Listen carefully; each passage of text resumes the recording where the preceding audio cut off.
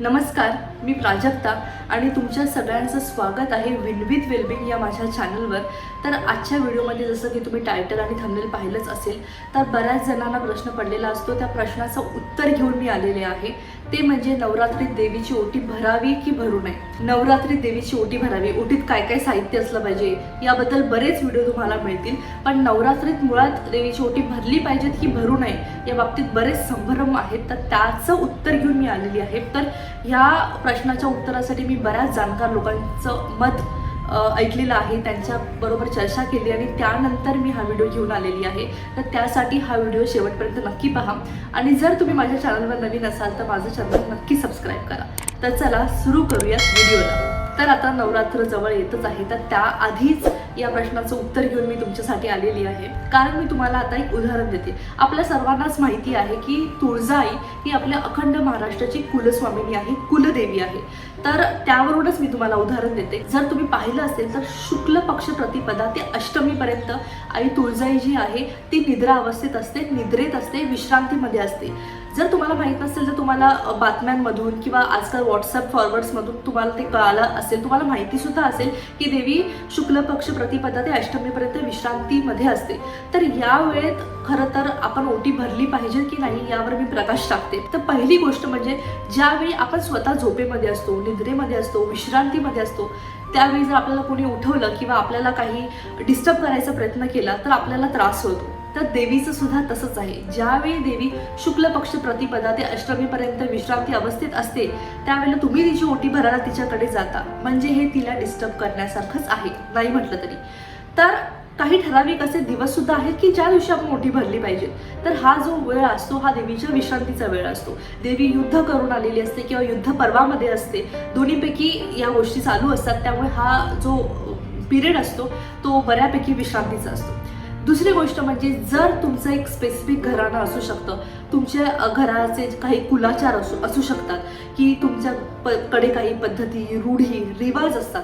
त्या रिवाजाप्रमाणे जर तुम्ही या नवरात्रीच्या 9 दिवसामध्ये ओटी भरत असाल तर तुम्ही ते तुमचे जे रिवाज आहेत, रूढी परंपरा आहेत त्या तुम्ही धरून चालल्या पाहिजेत. त्याप्रमाणे तुमचे ते कुलाचार आहेत त्याप्रमाणे सुद्धा तुम्ही तुमच्या मताने ओटी सुद्धा भरू शकता. पण अगदीच सांगायचं झालं तर देवीची निद्रा, देवीची विश्रांती पूर्ण झाल्यावरच देवीची ओटी भरण्यात यावी.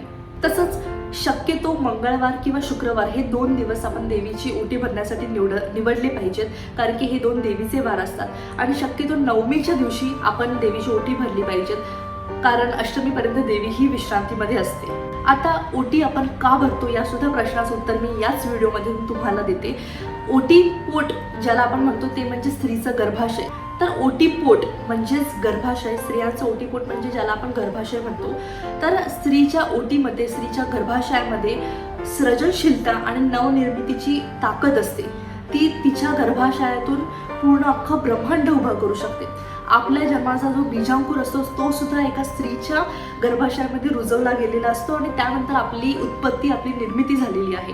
त्यामुळे स्त्रीचं गर्भाशय हे अत्यंत सामर्थ्यशाली असतं. त्यामुळे स्त्रीची आपण ओटी भरतो. त्यामुळे जेव्हा आपण नवविवाहित किंवा एखाद्या सौभाग्यवती स्त्रीची ओटी भरतो तेव्हा आपण प्रसाद रूपी किंवा आपण आशीर्वाद रूपी तिच्या ओटीमध्ये श्रीफळ टाकतो.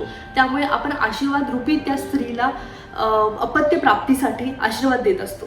पण देवीची ओटी भरताना त्यामागचं शास्त्र हे आहे की जी देवी आहे, आपली कुलदेवी म्हणा किंवा आपली इष्टदेवता म्हणा, ती आपल्या सौभाग्याचं रक्षण करत असते आणि तिची कृपादृष्टी जी आहे ती आपल्या घरावर आणि आपल्यावर टाकत असते. तर तिची कृपादृष्टी जी आहे ती कायम राहण्यासाठी, त्याचप्रमाणे आपल्या सौभाग्याचं रक्षण करण्यासाठी आपण देवीची, कुलदेवतेची, इष्टदेवतेची ओटी भरत असतो.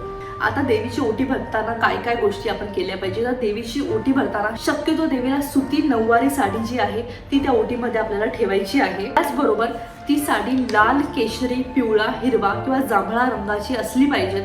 त्यावर तुम्ही खण, संपूर्ण पाण्याने भरलेला नारळ म्हणजे श्रीफळ, अखंड सुपारी, अखंड खोबऱ्याची वाटी, हळद कुंकू, हळकुंड, हिरव्या बांगड्या, हार, गजरा किंवा वेणी, खडीसाखर, तांदूळ किंवा गहू, एखादं फळ, पानाचा विडा ठेवू शकतो. त्याचप्रमाणे नारळाची शेंडी जी आहे ती नेहमी देवीच्या दिशेने असावी. पानाचा विडा हा नेहमी ओटीत तुम्ही ठेवलाच पाहिजे देवीच्या ओटीत, कारण की पानाचा विडा याला आपण तांबूल म्हणतो. देवी देवता जेवणानंतर, अन्नप्राशनानंतर तांबूल घेत असत.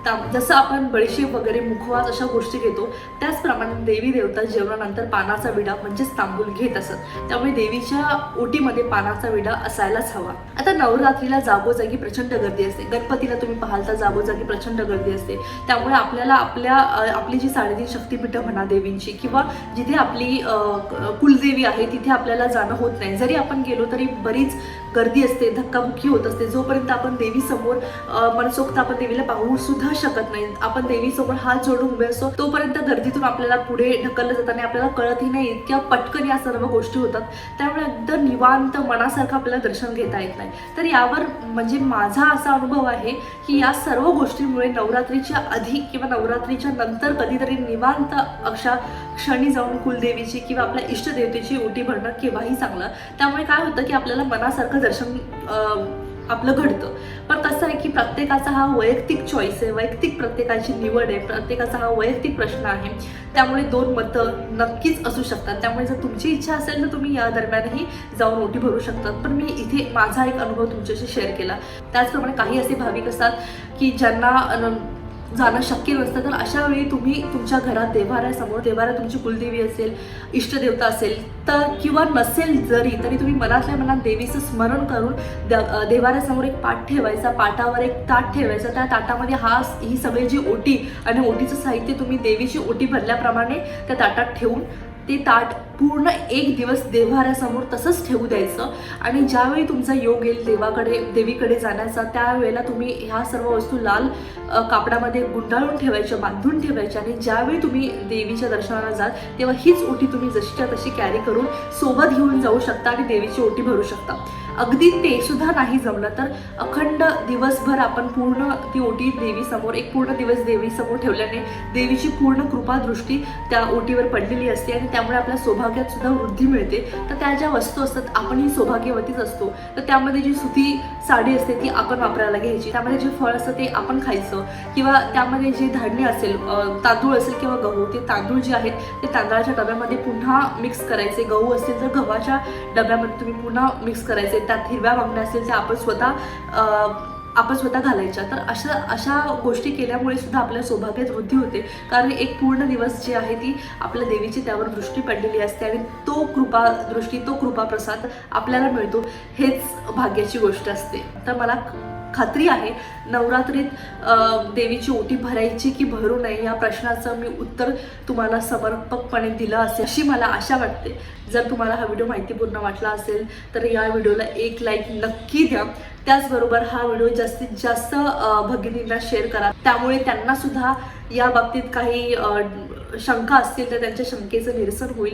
त्याचबरोबर माझ्या चॅनलला आत्ताच सबस्क्राईब करा. त्यामुळे तुम्हाला असेच वेगवेगळे जे व्हिडिओ आहेत ते पूर्ण नवरात्रभर तुम्हाला पाहायला मिळतील. म्हणून माझ्या चॅनलला सबस्क्राईब करा आणि बेल आयकॉन सुद्धा क्लिक करा. त्यामुळे नोटिफिकेशन तुम्हाला येत राहील आणि असंच आपण वेगवेगळ्या व्हिडिओमधून भेटत राहू. तोपर्यंत काळजी घ्या.